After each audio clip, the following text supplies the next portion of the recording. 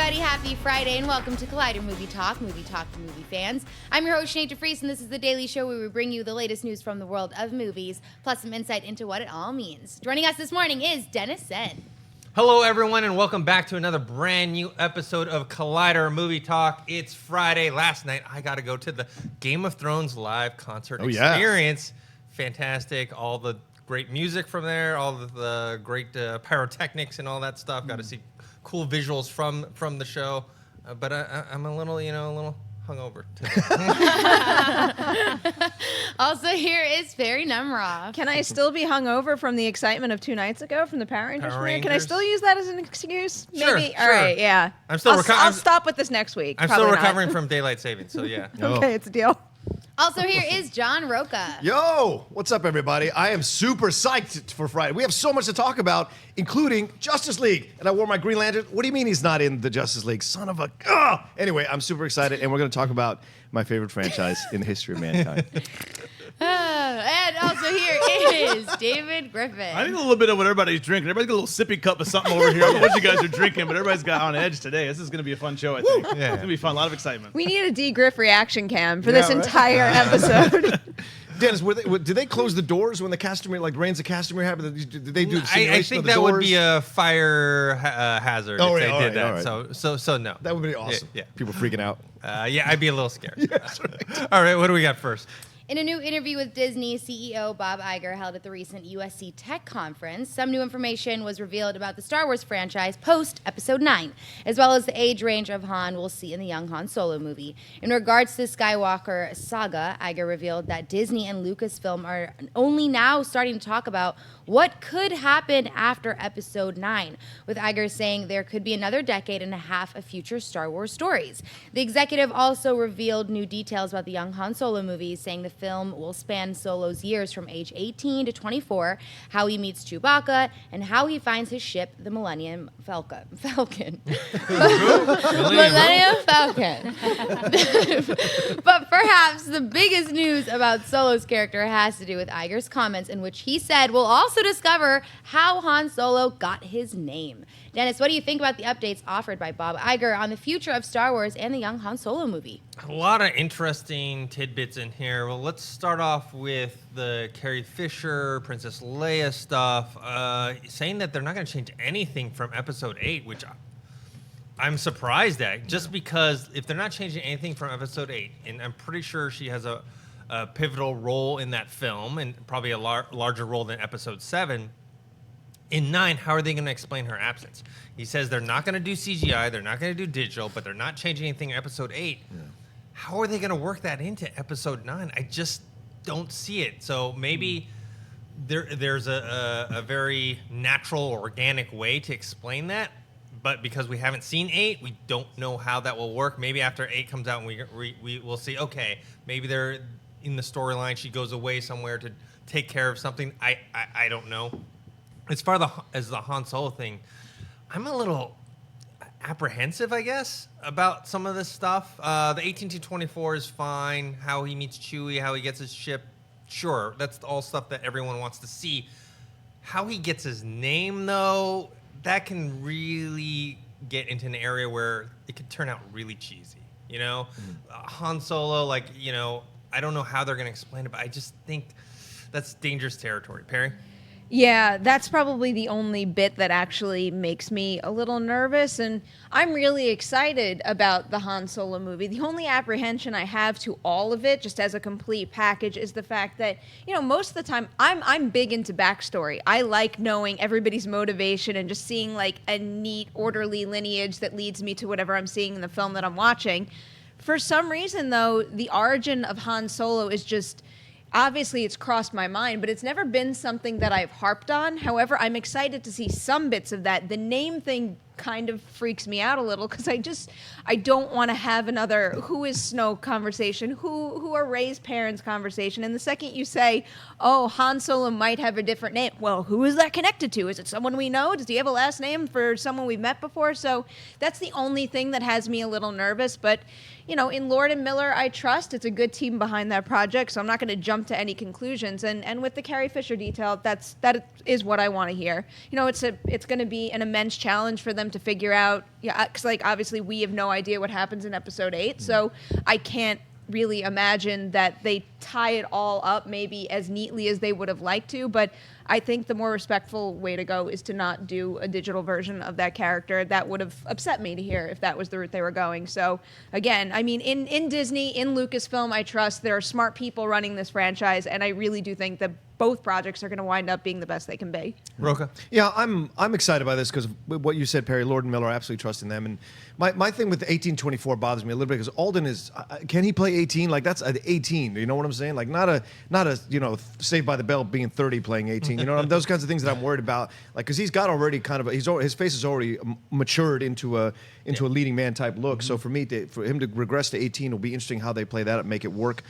So that concerns me. I actually am excited that they're going to explore how Han Solo got his name. You know, it never struck me as an actual name of a person. So to me, this is exploring something more and seeing where it goes and seeing what could be involved. Obviously, Woody Harrelson will probably have something to do with that, with his character of Beckett. That's going to be fun to see how that plays out. He says he's a mentor and a criminal. That's all he can say. But how are we going to discover this? I actually don't go down that road that you go down, Perry. Was like, well, is he related to Skywalker? I think it's more about like this. It's going to add more to his character that he has no home. This is why he's a smuggler. This is why he can't stay with Leia after what happens with their son. Like he has a hard time staying put because he's never been one of these people that does that. So why was that? Where did that come from? And I think to explore that a little bit more would be great. As long as they don't do what they did with the Rob Zombie Halloween, where they go, oh, it's because his mama didn't hold him long enough. You know, none of that crap. Like I want it to be something really real and powerful, and really give because then we'll discover what is his real name, and then at that point we can just like see the connection of where that goes. Obviously, it probably won't be a Skywalker thing, but it could lead to something, you know, and it'd be fun to see where that goes. For me, I like a lot of what Iger said that they want to go forward. I mean, he's smart. He's like, we're going to do a bunch of movies. We're going to do all these things. We're going to keep pushing the franchise because he knows where their bread is buttered. And they've done fantastic work with every single film that's come out, you know? And so I'm excited to see what Iger does. Extending him makes so much sense. And so let's see what we're going to do. And maybe, hopefully, we move away from the Skywalker stuff and start to introduce these other characters as we've seen them do successfully in Rogue One, start to introduce these other characters in these 8 and 9 films and maybe carry that over into a 10, 11, 12 trilogy. And, of course, the separate Star Wars stories. So I liked everything that Iger had to say. I liked everything they alluded to, and it just makes me more excited to see what they can do. Because Lord Miller haven't let me down yet, so why would I think they do it now? You know, David. I'm really interested in the expanded universe. How he talks about a decade and a half. So we're gonna get 15 more years of content.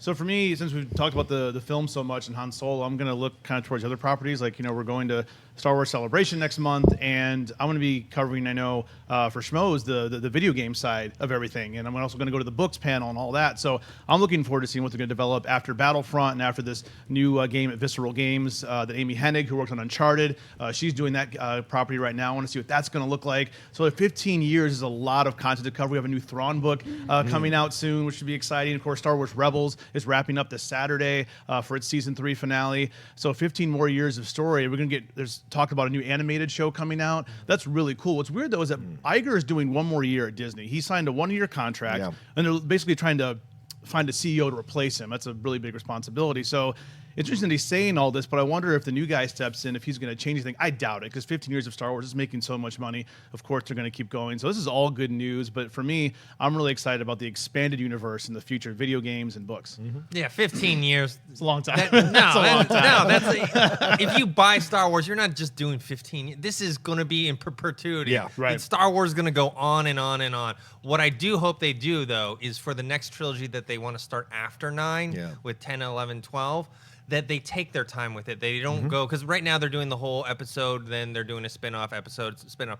I hope they take a break for a while so they can still do the spin-off movies, but then with the trilogy, figure out where they want to go with it, whether they want to continue on with, if the Rey character is still around, go with her, or if they want to tackle maybe a different time period or a different, Old Republic. Yeah, maybe. I love the Old Who Republic. knows? But take their time with it and don't feel rushed to just say, okay, we need a Star Wars episode 10, so quickly let's just figure something out. I want them to take their time. That's why I'm hoping that we never hit a point. And I love Star Wars. I'll take anything I can get. I don't ever want them to hit a point where we're getting more than one film a year. Just let me see my one Star Wars movie a year, whether it's part of a trilogy or whatnot. or a standalone movie. Let me digest it. Let me enjoy it, because I don't know if they keep churning them out, and I'm just very nervous that they're going to start that cycle with a May and December release, and that's difficult to keep up with, and it's difficult to promote something like that properly, and it's difficult to keep your stars attached and invested, and one a year. Are you encouraged by the fact that Iger is saying we're already starting to talk about it? Isn't this their way of kind of like taking their time now to explore it, so that when 10 comes out in 4 years, I guess 3 or 4 years, they'll have had the time to develop it. Like, does that give you encouragement, or do you think they should take even more time? Disney in general, what they've done with Star Wars, what they've done with Marvel, tells me that they have their shit together. They have things planned out. Right. So because of their track record, I feel like they won't go that route. And you're right about like Lord and Miller, because we have faith in them. Yeah. My only concern is if they just, with the Han Solo name thing, is if they pull off some sort of cheesy, like, hey, Han, you're going by yourself. We should call you Han Solo. Like that kind of stupid thing. I really don't need to know the origin of, you know what I mean? You know what handled it well was Indiana Jones and the Last Crusade. Remember, there was a few times. Remember when Indiana gets his hat? That scene. And then they're like, you were named after the dog. But it was like quick, and then just moved on. Like it was a quick thing. So if they do something like that, maybe it won't, distract from the overall. Yeah. You don't want the Rogue One moment where they're like, call sign, Rogue One. That's our call sign. That's a good. You don't want something like that. All right, that's fair. All right, let's move on to the next story. After speaking with Esquire magazine and telling them it would probably be his last time as Captain America when his contract is up after Avengers 4, Chris Evans seemingly changed his tune when Collider's own Christina Radish asked him the very same question. During the press day on his latest film, Gifted, Evans got to talking about Cap and his future, offering a bit of hope that maybe he will continue on in the Stars and Stripes. It's really not up to me. My contract is up. I'm not going to sit here and say no more. I think Hugh Jackman has made 47 Wolverine movies, and they somehow keep getting better. It's a character I love, and it's a factory that really knows what they're doing. The system is sound over there. They make great movies. If they weren't kicking out quality, I'd have a different opinion. After Avengers 4, my contract is done. Talk to Marvel. If we engage further, I'd be open to it. I love the character. Perry, do you think there is a chance that Chris Evans will return as Captain America after Avengers 4? Absolutely. One, money, obviously. And who can blame him? It's a business. Star's got to make their money. But also, he really cares about the character. And he's had a great experience. I mean, playing Captain America has changed that guy's career. And especially for someone who is interested in directing his own movies and, serving in whatever capacity he wants in filmmaking, continuing on with the Marvel Cinematic Universe can only help him make those properties happen. So I wouldn't blame him if he stuck with it. And, this is probably just going to be a story we wind up covering basically until he either turns down or signs another contract. Because I guarantee you, Christina's not going to be the last person to ask about this, and he's going to give, different answers that we could pick apart and be like, oh, no, he's leaning towards not doing it. Oh, no, he's going to do it. I have a feeling that if they wind up giving him a contract along the lines of what Robert Downey Jr. has, where it's not, you don't have to commit yourself 6 months per film, but you need to be present in some sense and have a cameo role, I wouldn't be surprised if he took it. David? I think it'll pay dividends because Hollywood's it's a give and a take. I mean, even the biggest directors in Hollywood need to do give and take. Christopher Nolan, if he wants to get his pet project made, hey, do The Dark Knight, we'll give you Inception. Do Dark Knight Rises, we'll give you Interstellar. Now Chris Nolan's at a point now he can do kind of whatever he wants. He can make his war epic, Dunkirk, if he wants to. Evans is in a similar position. He's younger. He wants to start directing. Hey, I'll do this. Guys, give me a little funding to help me with with my passion projects. We can do both. There's enough time in his schedule to do both. Like Perry said, if he takes a contracted deal where he has to make some cameos, maybe not star in every single film, there'll have plenty of time for him to do his passion projects. I want to see him direct more. He's a fantastic actor. Remember Snowpiercer? I thought he was great in Snowpiercer. He has a great presence. I want to see Chris Evans do more than just play Captain America. Every time we talk about Chris Evans, for whatever reason, I always have to say Snowpiercer. Snowpiercer so was glad so you good. did it. So good. First movie I ever saw him was Not Another Teen Movie. Oh, yeah. That's Which is Believe in actually one of my favorite I actually spoof like that movies. movie. That's a lot of It's fun. actually a good spoof movie. Yeah. Rocha? So, ladies and gentlemen, when you're a star, this is how you play the game. You use your leverage to get what you need out of the situation that you're in. He has so much goodwill with the fans of Marvel. He has so much goodwill with the studio because these films that have come out, you could argue his strain of films are the best of all the solo films of the characters, right?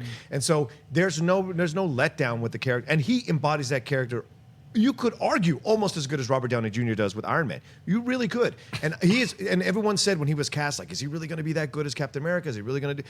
But he's done it. And he always stands out in all the films he's in. And he's very powerful in his presence. So I think people feel comfortable and safe with him as Captain America. To start playing the game of whether it's going to be, Rhodes or whether it's going to be Bucky or all these kinds of games, I think it kind of dilutes it a little bit. And it could be, you can play it within a film, and then he comes back to be Captain America by the end of that film. But I think the public is not ready for it to move to Sebastian Stan or to move to Anthony Mackie. I think they want to keep with Chris Evans, and this is how you do it. You say one thing in an interview, and you say something else in the interview, so that your agents have something to play against with these executives from the studios, because they're not too happy that Downey Jr. is making the money he's making off all the films that he's doing. So Chris has to play the game a certain way to position himself so that he can make the maximum amount of capital and keep his brand going as an actor, And you're right, both of you. He wants to direct his films. He's talked about this a number of times, and this is the give and take you spoke about, David. It makes the most sense. He's going to make his money doing his thing. Then they're going to let him do his films, and he's going to keep coming back to this character. And the audience will be even happier when he comes back. It's a way of playing with the audience too. It's like,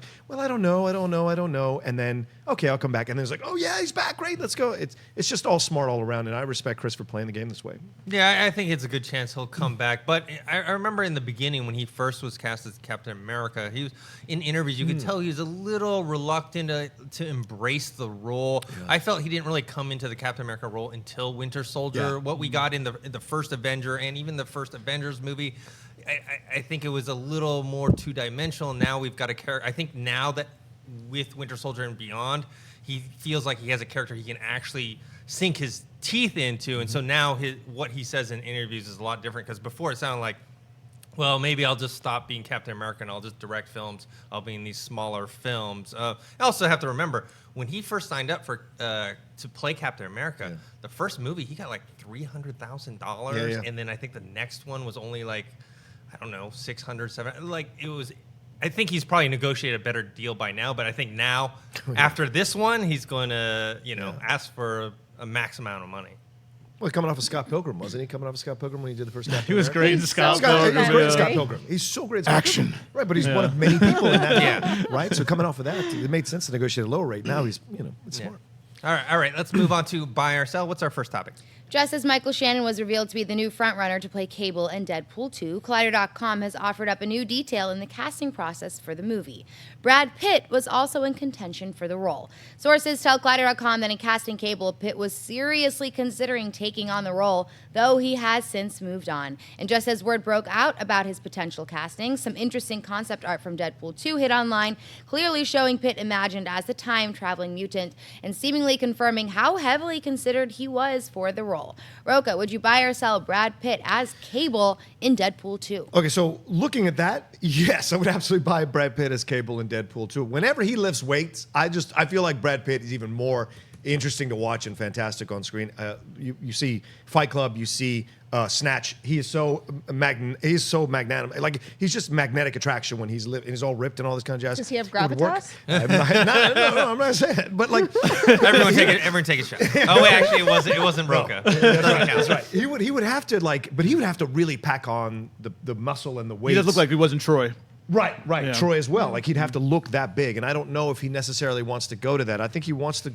He's been making these films where he's moving away from that, trying to become a more serious actor, trying to use more character. So for me, would I love to see it? Yes. But if you're talking about Michael Shannon, my friends, Michael Shannon is my choice. Absolutely nothing against David Harbour, but Michael Shannon would be fantastic as Cable, and I think we can move away from Doomsday or whatever that was, and Zod. Although he was great in Zod, I would like to see him embrace something like this, and I think he can give and take with Ryan Reynolds. I think it'd be awesome to see that back and forth between the two guys, because Shannon is known for being like this kind of like rigid guy with these occasional sarcastic moments in films that are brilliantly done, and he's just so intelligent about this stuff, and it'd be fun to see him do it. But would I like to see Brad Pitt? I would absolutely buy it if you did it. I just don't think he's in that mindset right now. That's my opinion. Okay, I'm actually going to sell. I'm actually a fan of Brad Pitt. I think he's an underrated actor. People don't remember his performances like in Fight Club and Assassination of Jesse James. Moneyball, those things. I just don't think he's the right fit for Cable. Cable's kind of like he's from the future. He's like kind of a veteran soldier, a futuristic warrior, all the things. You know, he has a lot of gravitas. So I don't know, and I like Brad Pitt. And the concept art looks cool. He doesn't scream Cable to me. David? I buy it. I mean, but this is because Brad Pitt and I have a man crush. This is like the guy. I love that dude, man. I mean, as he gets better with age. I mean, I don't know if anybody really went out and saw Allied with Marianne Cotillard. Written by Stephen Knight, who's the lead writer on, I know a lot of you TV fans are fans of Taboo with Tom Hardy. He's the lead writer on that. I thought it was a fantastic script, very well done, maybe a little understated. You know, people have seen it before, so no one gave it attention. But he's great. He has such a presence about him. Like Rocha said, anything that he's in, I love to watch him on screen. I really wanted the guy from Don't Breathe.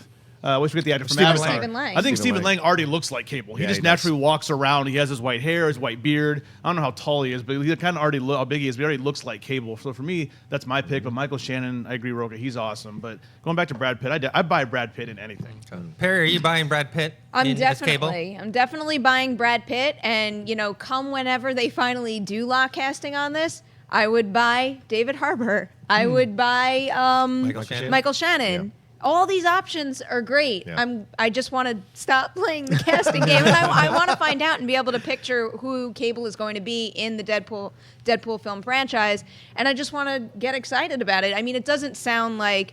I know the report said that it didn't work out for him, but clearly things are still in flux, so you never know what could happen. I'd be surprised if Brad Pitt circled back around and wound up taking the role, also because, this isn't a one and done type situation. This is a serious commitment for whoever takes the role. And, when I think about past work and what they're involved with right now, I would imagine someone more like Michael Shannon or David Harbour would wind up taking that. But, then again, Brad Pitt has had a super long career. He hasn't done any superhero properties. Maybe he's finally just got that itch and he wants to jump in and do it. So I don't care which one of these three gets the role. If someone else comes in the mix, that's also possible at this point. But I'm just dying to know who Cable is. The only thing with me of these three choices, Brad Pitt is the one that can radiate sexual chemistry with Domino, and you don't really see that with David Harbour in a lot of his films, and you don't really see that with Michael Shannon. He's had wives, he's had girlfriends, obviously, in his films with Michael Shannon, but it's always real interesting, contentious type stuff when you see him in these films playing these parts. And so, of all the three of them, Brad Pitt is the one that you could buy being this kind of having this kind of relationship with Domino that could be both sarcastic and also romantic. And I don't think necessarily David Harbour, who played the frustrated guy in Revolutionary Road, doesn't radiate necessarily that. We haven't seen him do a lot of those roles. So for me, that's the element that's there if they're going to play that angle with Cable and Domino that Brad Pitt more easily has played and we've seen him do and is very familiar to us as an audience. So that's one aspect you can add to it that I think he has a little bit of edge above Shannon and Harbour in that. With what Perri was saying, there's a possibility he could circle back. That happened with Benedict Cumberbatch. Remember, he was the first choice to play Doctor Strange. That's right. He couldn't do it because of other commitments. Then they went on to Joaquin Phoenix and looked at other people, and then eventually came back and they worked it out with Benedict Cumberbatch. Maybe that happens with Brad Pitt. I guess it would probably just depend on World War Z 2 if that ever happens. So we'll see. All right, Sinead, what's next? Warner Brothers and DC Films have begun the marketing push for Justice League by releasing a set of posters and short teasers ahead of the trailer's Saturday debut. The short looks feature Aquaman, Batman, and The Flash all in action, accompanied by their individual character posters along with a new banner of the team. Justice League will feature Ben Affleck, Gal Gadot, Ezra Miller, Jason Momoa, Ray Fisher, Henry Cavill, J.K. Simmons, Amy Adams, and Amber Heard, and it will hit theaters on November 17th. David, do you buy or sell the new posters and teasers from Justice League? Oh, definitely buy all of them. I'm frustrated. I can't stand teaser trailers. A teaser for a teaser trailer or a teaser for a trailer is just frustrating because I want to see the whole thing. But I buy the look. There's that one teaser where you have Batman throwing the trident, the spear to Aquaman. He catches it. He's got his full garb on and everything. Just looks incredible. I can't wait. This might be the last time we see Ben Affleck in the Batman suit. As Batman. I don't know. I mean, poor guy just got out of rehab, and there's all these rumors that he's not going to play him Batman anymore. So one thing when I left Batman v Superman, I got my Batman v Superman T-shirt on.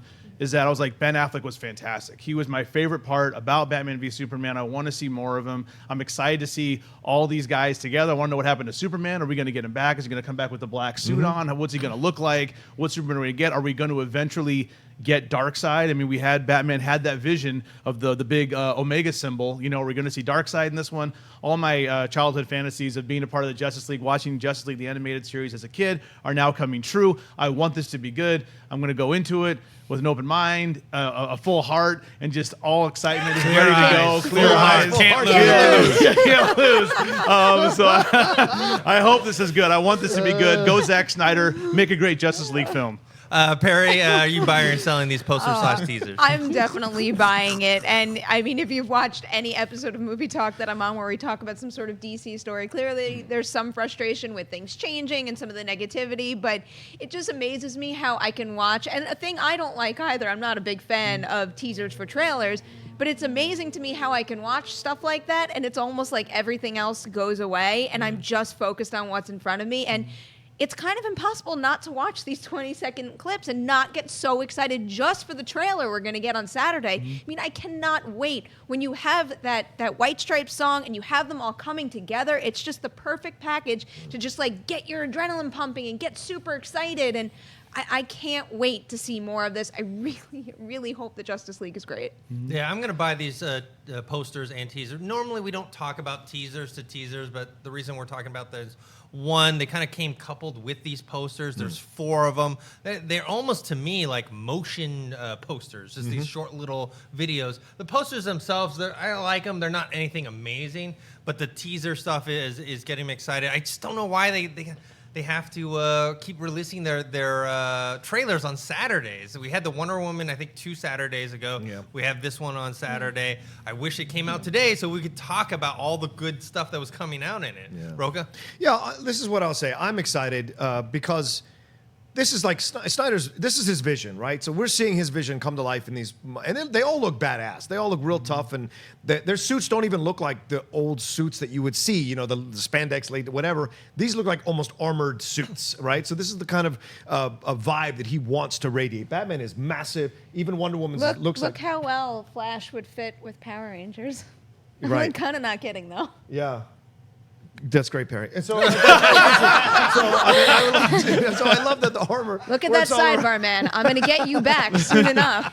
But I just love all of this. And the one that stands out for me is Aquaman. And I didn't really have a lot of faith that character was going to work under Jason Momoa's hands. Not because Jason Momoa's not a good actor. Red Road is a fantastic TV series. If you watch that, he's great in that. But I just thought the character, that's not Arthur. But what he's doing with that, and you're right, David, that sequence where he's throwing the trident to Aquaman is awesome. And I love the Batman sequence was great too. Him standing above, watching him from above, and then, with the Batmobile. Great shot. Yeah, all of it just looks so to me, it gets me excited. But we have been burnt before, and that's my worry, is we get excited about these. The Batman v Superman trailers were exciting, and we got burnt by that a little bit. So it's like those kinds of things. Just I'm cautious, but I'm like Perri. I want this to be good so bad because I want to go into a film, have an awesome, kick-ass time, and with these characters, and come out of it going, now that was awesome. And I love the new logo, the JL with the star in the middle. We're moving away from what Lex Luthor apparently created all these logos on his off days, these little on his Photoshop that he was doing there during Batman vs Superman. We're moving away from that stuff, and this is more. And even the logo radiates armor, radiates shield, radiates like a shield. So it's like it's a harder edge, more powerful edge, brutal, and even the images, all the oranges, all that kind of stuff. It just looks almost post-apocalyptic. So that's the vibe he's going for, and I love the Unite. Unite is brilliant. So to me, all of this is exciting, and I hope it's good. And I love the shot with this thing is just about where they go to black as the door is lowering, and you see all of them standing together. That's super exciting. So they've done a great job with this. We'll see what the trailer looks like tomorrow. All right, what's next? A new poster has been released for Alien Covenant, and it's a reminder to fans that the 8th film to feature the xenomorph is a return to its horror roots. The dark and striking poster shows a hive of aliens smothering the bodies of men as they reach for one tiny sliver of sunlight. Alien Covenant sees the return of Michael Fassbender, starring alongside newcomers Catherine Waterston, Billy Crudup, and Danny McBride. And it opens in theaters on May 19th, 2017. Dennis, you buy or sell the new poster from Alien Covenant?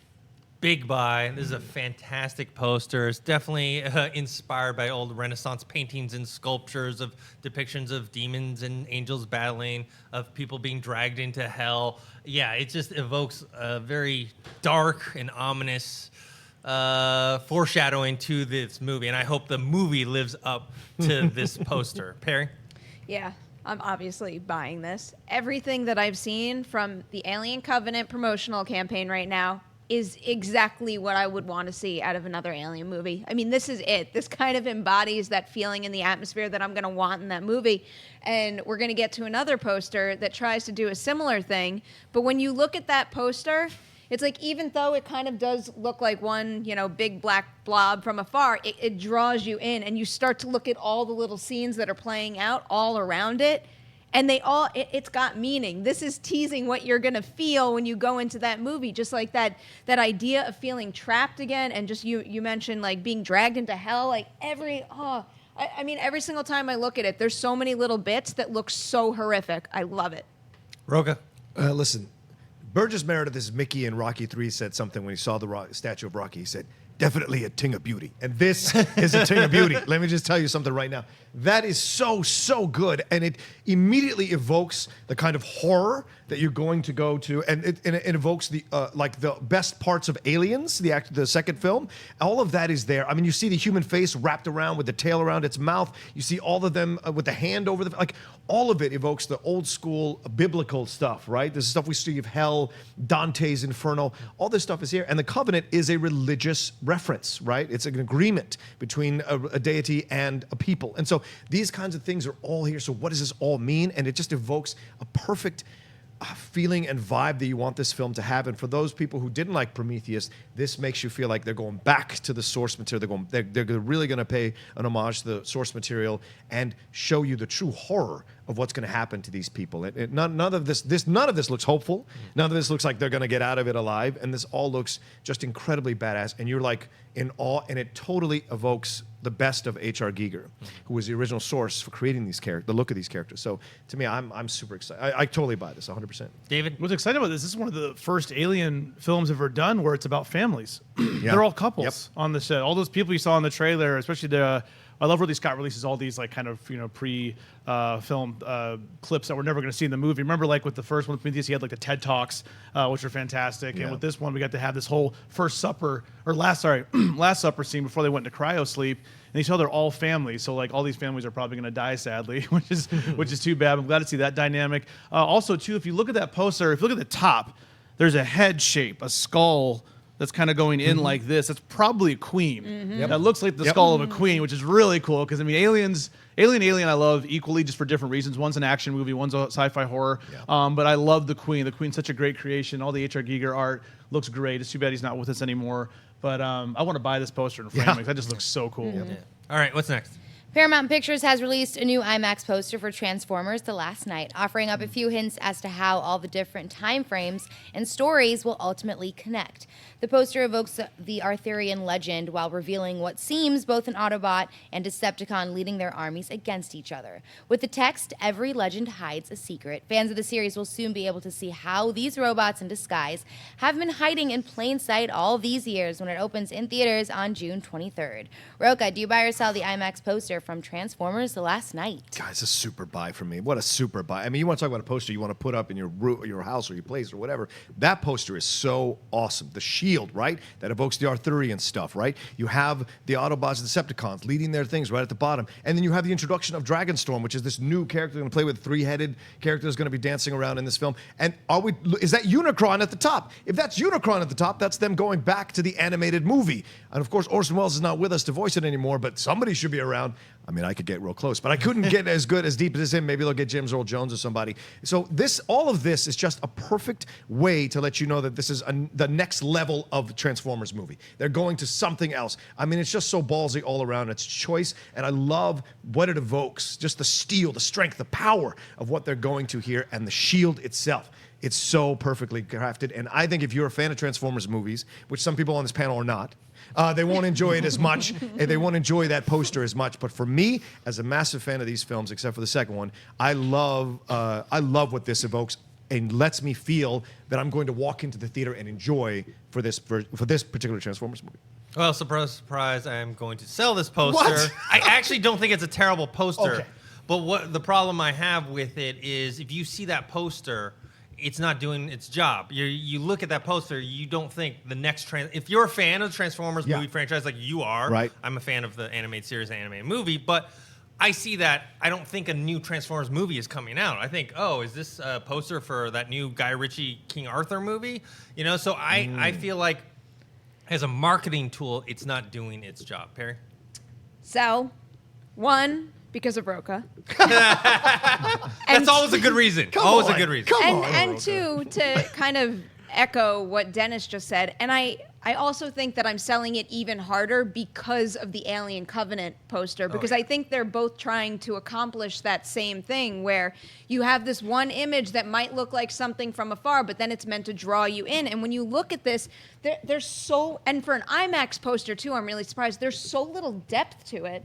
It's like I needed a clearer picture maybe to catch my eye and to pull me in a little more. It's like if you are a Transformers fan and you know that this is the Transformers IMAX poster, yeah, you're going to go in closer and look at it. But if you're standing in a movie theater and this is like hanging on a wall somewhere, I wouldn't know if it was Transformers and I wouldn't feel that same urge to walk up to it. Whereas that Alien Covenant one, you can distinctly make out xenomorphs, face huggers, people being like tortured by them. There's just so much more of that, and that's like just a much more beautiful design. Whereas, you know, this looks like something that could have come out of King Arthur instead. I genuinely don't like it. So the Transformers and the Decepticons at the bottom, they don't tell you anything? But you're zoomed in. Like, you're really zoomed in on that image. A King Arthur. Like, you gotta bring your magnifying glass. Yeah, Rocha's on like 200% zoom over here. Like, look at it on this giant screen. It is so hard to make them out. But look at the three-headed dragon. That's awesome. Look at Unicron up top. If you know that's Unicron, you get excited about it. Like there's the casual fan that's seen these Transformers movies don't know about Unicron. They don't know about the animated movie. I know about them. They don't. So these films they're are made going to see almost this. $4 billion. That means people who are into Yeah, but it, Unicron is from the animated movie. Yes, I know. You're right. So like they look at that, they're like, oh, there's a planet there. There's a three-headed dragon. Is this a Game of Thrones poster? I'm not going to win this argument. But for those of you, the millions and millions. David, are you going to side with Rocha or join? Team? Pressure's on. I'm gonna have to leave Rocha on an island, bro. I'm sorry, man. It's like that's all right. I wish I could see. Count my Transformers money. I wish I could see through your eyes what you see when you watch these Transformer movies. I just don't like them. I don't hate them or I get mad if people like them. I mean, if you like it, support it. I always say that, but I can't get into them. Billions do. I just sit there for 2 hours and 40 minutes just at a screen, just blank, just nothing, no emotion, no feeling. Rocha just gets excited. Look at him; he's excited over here. You were in a Batman vs Superman show. You gonna tell me you don't get excited? But there you get excited about? But there are parts of Batman. Talk about looking at the screen, not wondering hey, what the hell hey, you're this looking is not at. movie fights. It's not movie fights. We're on the same team. You're right. We're on the same team. I'm on an island here. I'm on an island. He's struggling. He's I think Rocha likes being on an island. He does. He likes floating out there by himself. That's true. I don't have to worry about anybody else. All right, let's move on to the last buy or sell. A fresh Rotten Tomatoes score has become a highly coveted aspect of movie marketing, but that doesn't mean everyone in the industry has to like it. That goes for Tower Heist director and Revenant producer Brett Ratner. The director was recently at the Sun Valley Film Festival when he got to talk in EW about the review aggregator site, letting loose some of his own thoughts and criticisms about the state of the industry and Rotten Tomatoes' place in it. The worst thing that we have in today's movie culture is Rotten Tomatoes. I think it's the destruction of our business. I have such respect and admiration for film criticism. Now it's about a number, a compounded number of how many positives versus negatives. Now it's about what's your Rotten Tomatoes score? And that's sad because the Rotten Tomatoes score was so low on Batman v Superman, I think it put a cloud over a movie that was incredibly successful. Perri, do you buy or sell Brett Ratner's comments? Is Rotten Tomatoes the worst thing in today's movie culture? Oh my God, I sell this so hard. I think that's so blown out of proportion. The problem with Rotten Tomatoes is when people don't understand how Rotten Tomatoes works. Mm-hmm. Rotten Tomatoes itself is actually a completely genius idea to just bulk together all those reviews and how it breaks down, and it gives you brief synopses of each review, and then it lets you get out there more and discover more critics, because you can't find one critic out there. I know some people think like, oh, I mostly like what this person likes, but that, everyone's human, everyone's opinion changes. That's a cool thing to be able to go to one site, see the aggregate at the top, and then scroll through. It's just important to know how it works, and just the fact that, you look at something like a 27% and you're like, oh, it's got 27 out of 100, but then you need to look at the average review too, and sometimes most of the reviews will be just negative to get at that rotten score, so the rotten score will be like way, way lower than what people are actually giving it within their own review. I think the bigger problem is just, I mean, if we're gonna take his argument and take it seriously at all, the bigger problem is just scoring in general. I just think that the general population takes scoring a little too seriously, where it happens here all the time. You know, we review tons of movies, and a lot of times I hear, oh, well, if you gave X this and you gave Y this, how does that make any sense at all? And, you know, you can't really compare, let's say, a Transformers to a horror slasher flick. You just can't play that game, and that's how a lot of people assume that we come up with our scores. And then there's also just the fact that, you know, in my own experience, I tend to rate things. There's so many reasons with why I come up with a score for something, but above all else, it's just entertainment value and enjoyment. And, you know, Power Rangers is actually the perfect example. I gave that movie a super high score because I was so thoroughly entertained and I had so much fun. You can't take a movie like Power Rangers and be like, oh, she gave Power Rangers that, but she gave Logan that. How does that make sense? It makes sense in my head just because of my feeling when I walked out of Power Rangers and how I walked out of Logan. It's just, it's apples and oranges in a sense. So I think more so than anything, it's just about, you know, it's about understanding how Rotten Tomatoes works, and it's about understanding that, you know, critics are human beings and everybody has different scales and they come up with their numbers for different reasons. And more importantly than anything, just read the review, listen to what the person has to say, and don't necessarily scroll to the end. Yeah, I agree with you, Perri. I'm going to sell the comments. I actually think it's more of a misplaced anger, outrage that he has, because he's saying he's blaming Rotten Tomatoes, where instead he should be blaming kind of if people are taking like the score and taking it as face value of like, okay, this is 27 out of 100, instead of realizing it's an aggregator of how well liked the movie is, because you can get out of 10, you can do 100 scores, 6 out of 10, which means that it's fresh. That means that it's a 100% Rotten Tomato score. Or you can have 80 of those that have, let's say, like a 9 out of 10, and then maybe 20 of them have a 5 out of 10, that would make it only 80% versus 100%. So it's the way you interpret it. I think it's more to do with kind of the culture today, and this doesn't only apply to movie scores. I mean, you look at people who read headlines to like something they saw on Facebook or Twitter, and they don't actually read the article. They just read the headline and they take that as a fact. Rocha? Yeah, I think if a different director who has done a decent film in the last 20 years 15 years it would be taken with a little more grain of salt. You know, Scorsese said something like this, or Spielberg said something like this. I think people would give it way more note, but it's Ratner, and it could sound like sour grapes from a guy whose films haven't been that well reviewed for the last 15 years. And so this kind of thing, I get his point, but I think he's discounting, and especially using Batman vs. Superman as a reason for this is even worse, you know, because a lot of people didn't like that movie, irrelevant to the Rotten Tomatoes score. A lot of people went to see that movie, and it was not an incredibly successful film. If he'd used Suicide Squad as a reference, you could say that, but not with Batman vs. Superman. So to me, his argument is undercut from the examples he's using and the fact that he hasn't had a successful film in 15 years. So it's like that to me sounds a little bit like I said, the sour grapes. The point, though, is this.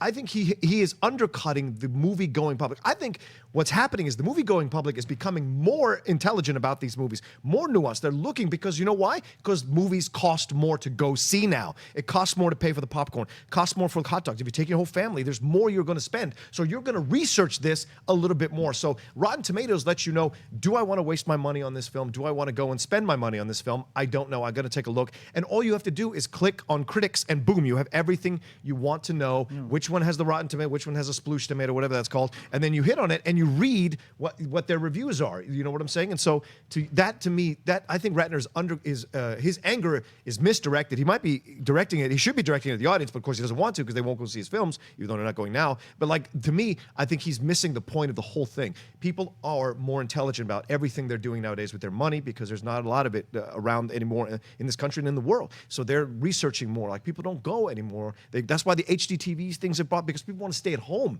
and watch this film. People want to stream it on Netflix or stream it on Hulu or what have you, or on Amazon, because they don't want to necessarily spend all that money. So they're going to do more work. And I just think I think he's completely misguided in what he's saying here. All right, David. Yeah, I mean, I saw the comments. I think if you're confused about Rotten Tomatoes, you just look at the number and then you just kind of go on your way. What I would recommend you doing is click on, where it says critics and read a few. Read, Perri Nemiroff from Collider.com. Read A.O. Scott from the New York Times. Read some of the Perri writes great reviews. You did a review of Moana. David. Yeah, I mean, so you can find some of my reviews on there. Just because he's not complimenting you or Transformers. That's fair. You can read television reviews. Some of my reviews are on there. And read them instead of just looking at the score. Read why you see a positive. Read that positive review. There might be some harsh criticisms in that positive review. Read a negative review. There might be some pros in that negative review. So I mean, just find a couple of critics that you can maybe jive with. You like their style, and just check them out and do just a little bit more research than just the Rotten Tomatoes score. Yeah, that's how I started. I found Peter Travers. Peter Travers was my guideline. He's very concise. He's the guy that I go to for everything, and so that's the key through. Yeah. All right, guys, then that's it with Buy or Sell. I want to let you guys know we're answer your live Twitter questions. You can tweet us at Collider Video, and Wendy will pick out a few at the end of the show. We're actually going to skip mailbag because we're running low on time because there's Power Rangers coming in very soon. Here. It was a good mailbag question, but we'll freaking Power Rangers, guys, we will save that mailbag question for later. I also want to announce a Jedi Council dropped yesterday. We have reviews of Life and Power Rangers up on the channel now. Today's Schmodown at 2 p.m. is a match between both of the team members of Wolves of Steel. You have Mark Riley going up against his teammate, Clark Wolf. We also have a new Collider behind the scenes and bloopers, plus mailbags dropping Saturday and Sunday. New Awesome Tackler coming out today. All right, we're going to skip the mailbag question. Wendy, what's the first Twitter question? All right, the first one comes from IS Kijano, who writes, "Are you tired of these trailers to trailers? Just release the trailer or don't." Thoughts? Yeah, I mean, I understand why they do it. They want to kind of drag it out, build up hype for it. In this case with the Justice League, it doesn't bother me as much because it almost seemed like they were character teasers in a sense, so you got to see a little bit about each character. If it was just for the whole thing, maybe I'd be a little more down on it. Yeah, normally they bother me, but then again, they often work on me, so how much can I really judge them? And, it's a smart marketing play, especially for a trailer that's maybe dropping on the weekend. You're not going to have a bajillion outlets covering it the same way had it dropped Monday through Friday. So maybe this was the smart way to build hype. It's frustrating just because I don't like when they spoil big moments in a trailer that then don't have the intended effect. But, I mean, I kind of can't knock it just because I'm such a sucker for it, too. Rocha? Yeah, I got no problems with that. The movie business is always changing. It's always advancing. It's always progressing. This is the next step. And, younger generation, we've been seeing this, their attention spans shorter and shorter and shorter. So it's a smart way to take advantage. These are the people that are going to go see the movies for generations to come after we're all dead and buried. So this is how it works. And so the teaser trailers get you excited and move forward. And we're going to see something else in the next 5-10 years that's going to take this and go into another level as well. So to me, I have no problem with it. Just go with it. This is part of it. David? Yeah, I'm just going to go with it. I just wish we could have seen a cyborg. Yes, that's fair. Because that was the one character where the special effects I don't think were quite finished with the Comic-Con trailer. It looked a little bit rough around the edges, just the way his CG was. So I want to see what his CG looks like now. Yeah. All right, let's do two more. Okay, Shay writes, "Whose fault is it when a movie is commercially a failure, yet critics and fans all love it?" Ooh. Probably marketing. Sometimes people market movies terribly, and you just don't get a sense of the film itself. Maybe they didn't come at the right perspective. I think it could be anybody's fault. It could definitely be a marketing thing, but it could also be content. It could be star power, especially if it's a smaller scale movie. It's so tough to kind of break out and be that, I'm thinking about Split and Get Out, how those kind of like cross that divide into being like big financial successes. It's just like some sort of magical combination that either hits or it doesn't. Yeah. Whereas, you kind of can't put Batman versus Superman or Marvel movies or big studio projects in that same realm, but it could be so many different reasons. Yeah, I think you both hit it, but also sometimes it just doesn't catch on with the public. Out of Sight is a fantastic film, got reviewed well. I thought the marketing campaign was perfect for it, and then it came out and nobody went to see it. And that's the thing. Sometimes some films that just not hit, it just does not grab the public's attention. Nice Guys didn't make a lot of money, should have. Kiss Kiss Bang Bang didn't make a lot of money. Should have. But everybody loved it. The marketing campaign for it was perfect, especially for the nice guys, that whole 70s vibe. It was perfect for it. But unfortunately, some films, no matter who the star is, no matter who the director is, they just don't catch on with the majority amount of the public for whatever reason, and they're not successful. So sometimes no one is to blame. Sometimes it just doesn't catch on with the public. David? Yeah, I remember Dennis and I went to go see John Carter at an advanced screening with the director there to answer questions, and I was like, Dennis and I were like, this is pretty good, pretty solid. And then it just ended up flopping, and that was just bad marketing. Like the posters, everything was just horribly marketed for that. Yeah, and they changed the title to John Carter. You don't know what John Carter is. Right. Yeah. Mm-hmm. Is it a biopic or something, about a guy named John Carter? Who's John Carter? Yeah. John Carter. All right, last one. All right, this one comes from Blake, who writes, do you think that Zack Snyder will direct another DC film if Justice League is successful? If it's successful, yes. Yeah, the studios care about money. So if it's successful, if the fans like it, the critics like it, actually, even if the critics don't like it and it just makes a lot of money, the thing that happened with Batman v Superman, even though some people loved it, it didn't make the type of money they wanted. It was a financially successful movie, but they wanted it to make even more. So the potential. So if Justice League makes more than what they're expecting, he'll be back. What do you guys think? I would say this is Can always count on you, Adam. Thank you. To me, there's a balance because Brett Ratner, who we just referenced, made a lot of money in X-Men Last Stand. That was the highest grossing film in the X-Men franchise of the first three films, and he wasn't asked back because it was universally reviled, that film. So the question is, yes, if Justice makes a lot of money, but if people hate it like the way they hated Suicide Squad, they hated Batman vs Superman, maybe DC is good to just cut the ties and be like, you know what, we're just gonna move on for a little bit and try to give it to someone else. But certainly possible, especially if enough people like it, then yeah, I think it'll do it. Yeah, I think he can come back. I'm just worried about his stress level. I don't know if Zack Snyder. He seems like a nice guy, like a calm dude, but it's just like it seems like all the criticism he gets. But if this does well, like Michael Bay, critics don't. It's not highly reviewed, but fans love it. Fans love Transformers, and that's what's important. That's all. Again, like you said, money and the fans are happy. That's all that matters. Yeah.